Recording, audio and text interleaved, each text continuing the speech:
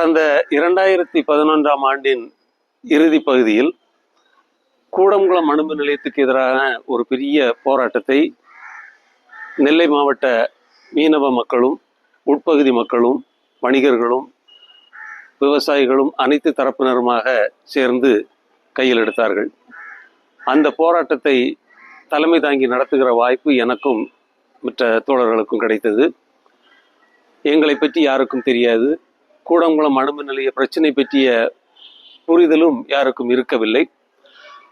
அந்த நிலையில் எங்களுடைய போராட்டத்தை அப்போதுதான் தொடங்கப்பட்டிருந்த புதிய தலைமுறை தொலைக்காட்சி முன்னின்று ஆதரித்தது.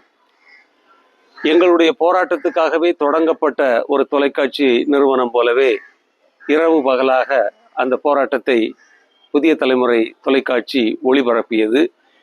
அதனை பார்த்து பிற ஊடகங்களும் ஓடோடி வந்து இந்த பிரச்சனையை கையில் எடுத்தன.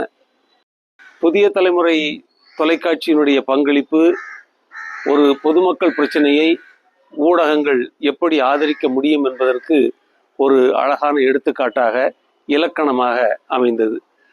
போராட்டம் வீரியமடைய அடைய புதிய தொலைக்காட்சியினுடைய வளர்ச்சியும் மிக பெருமளவில் அமைந்தது. புதிய தலைமுறை தொலைக்காட்சி நிருபர்கள் இரவு பகலாக எங்களோடு இருந்தார்கள். எங்களுடைய வீட்டிற்குள்ளேயே தரையிலே கூட படுத்திருந்து இரவு பகலாக அந்த போராட்டத்தை வெளி உலகுக்கு கொண்டு சென்றார்கள்.